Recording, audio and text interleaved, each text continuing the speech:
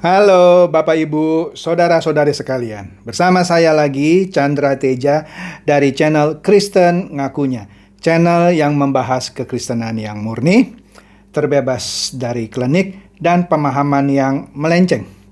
Bagi Anda yang belum subscribe channel saya, silakan subscribe channel saya, tekan loncengnya agar Anda dapat notifikasi setiap kali saya mengupload video-video saya. Oke, pada kali ini kita akan melanjutkan lagi mengenai Kristen Persepuluhan bagian ke-23.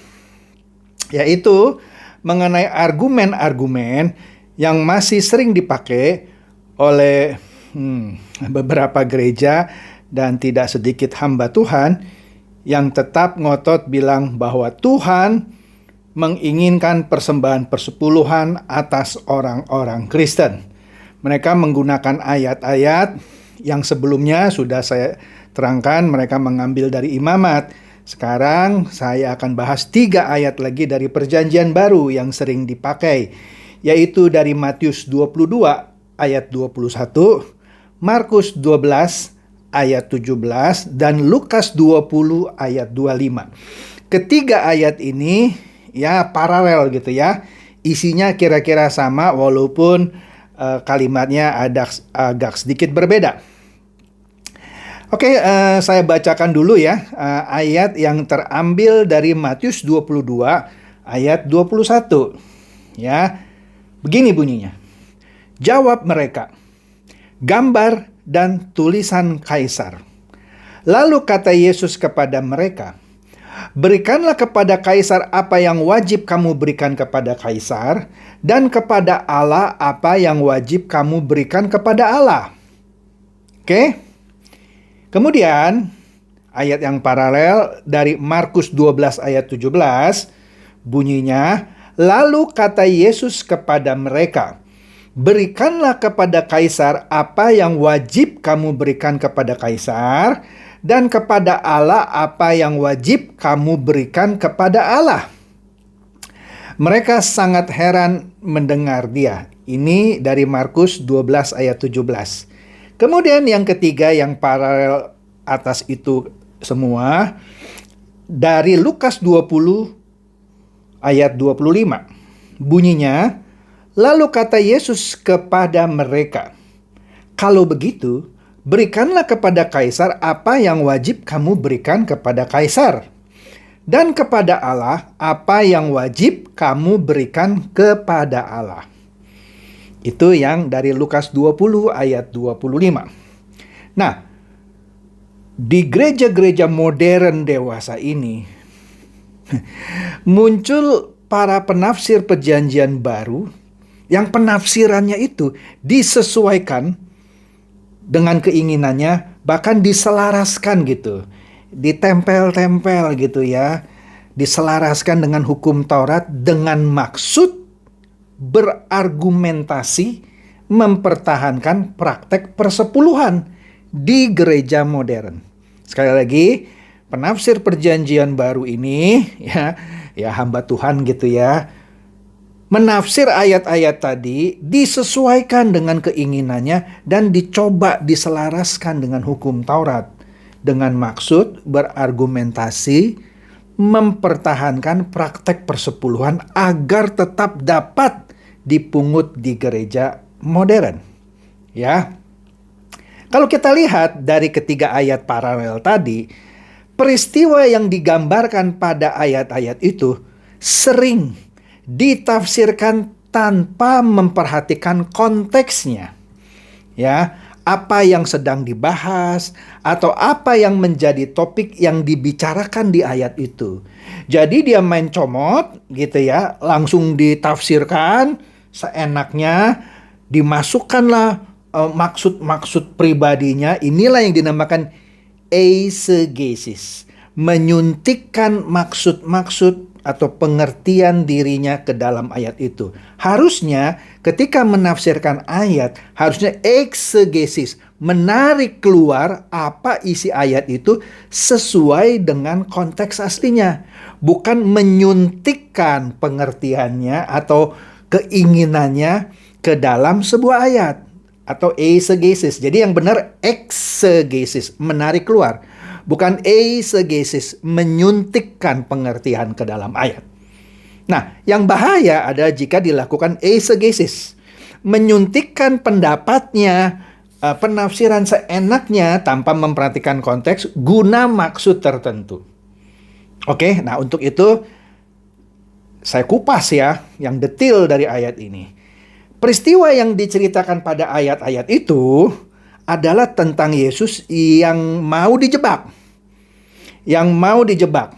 Oleh siapa? Oleh mereka yang menyamar seakan-akan orang jujur. Ya, dia mau menjebak Tuhan Yesus dengan pertanyaan apakah kita harus memberikan pajak kepada kaisar, ya. Jadi Yesus menjawab pertanyaan jebakan itu. Kalau Yesus bilang nggak usah bayar sama kaisar, Yesus akan ditangkap. Gitu. Ya kan? Nah, jadi begini. Tadi saya katakan itu adalah pertanyaan jebakan dari mereka yang menyamar seakan-akan orang jujur nih, yang cuman mau bertanya. Kalau kita lihat judul perikop dari ayat-ayat itu jelas tertera tentang membayar pajak kepada kaisar.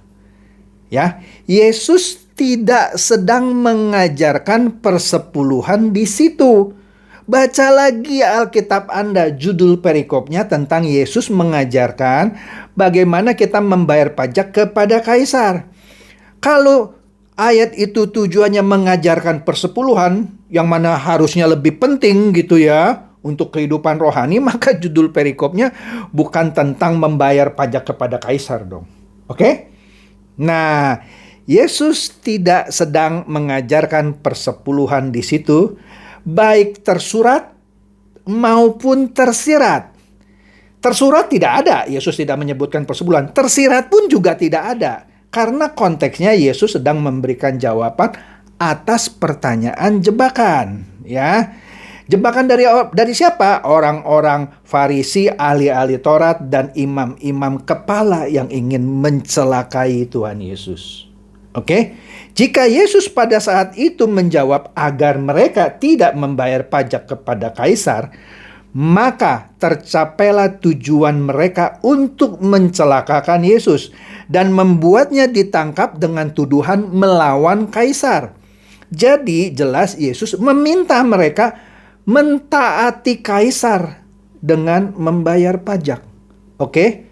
Sedangkan penjelasan Yesus tentang apa yang harus diberikan kepada Allah bukanlah persepuluhan seperti yang banyak ditafsirkan atau disuntikkan, yang tadi saya bilang eisegesis, oleh para penafsir, hamba-hamba Tuhan gitu ya, untuk maksud-maksud mereka.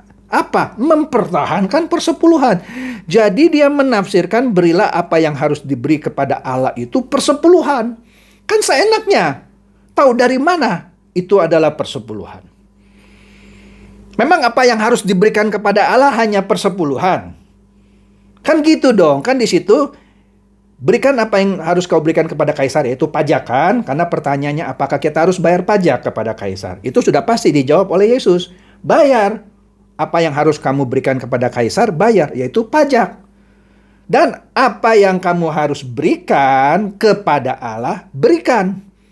Lah, kalau diterjemahkan cuman berikan persepuluhan, sempit banget gitu. Yang harus kita berikan kepada Allah cuman persepuluhan. Seakan-akan persepuluhan disamakan dengan pajak. Kan gitu. Ide eisegesisnya menyuntikkan maksud pribadinya, ya kan? Jadi apa dong Pak?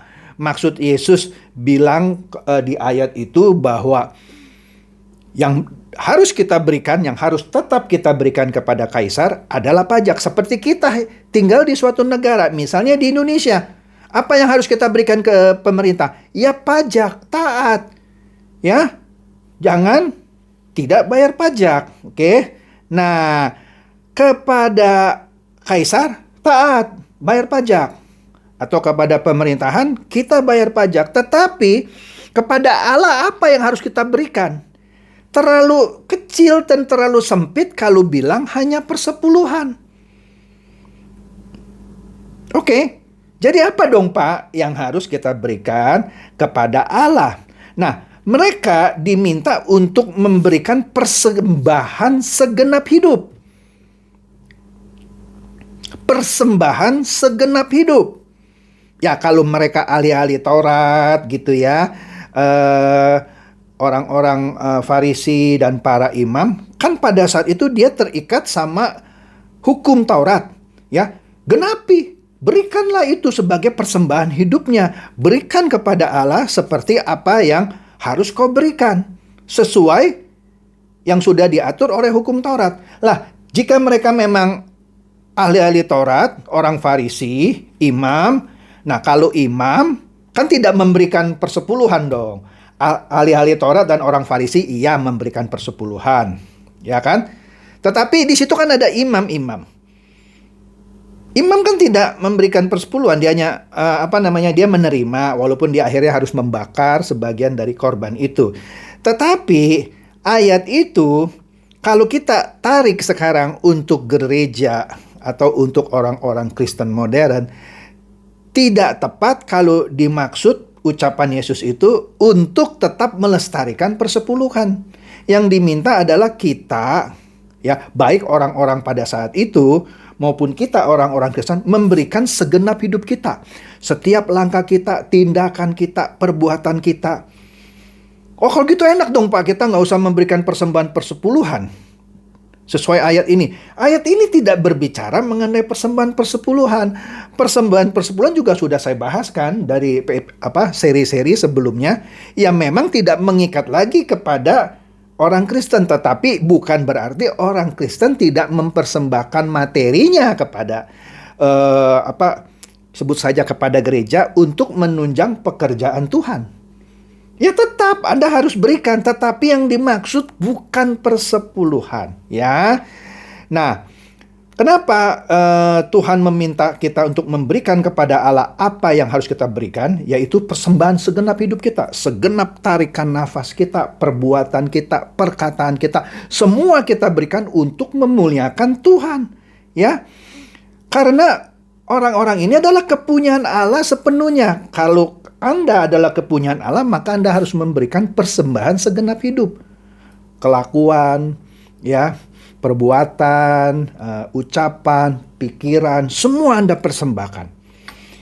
Ya, materi pun Anda persembahkan. Iya, seperti yang sudah saya jelaskan, memberi dengan sukacita, sukarela, tanpa paksaan. Ya, kurang dari itu maka tidak layak untuk Allah. Jadi bukan hanya persembahan persepuluhan yang harus diberikan kepada Allah, segenap hidup. Ya, jadi jelas ya, Yesus tidak mengajarkan persepuluhan di sini. Jadi pesan saya, ayat ini jangan diperkosa, jangan dieisegesis, disuntikkan maksud-maksud pribadi supaya melestarikan persepuluhan. Demikian, semoga ini mencerahkan dan mencerdaskan. Silakan share video saya ini kepada teman-teman, sahabat, atau kerabat supaya mereka juga boleh tercerahkan. Shalom.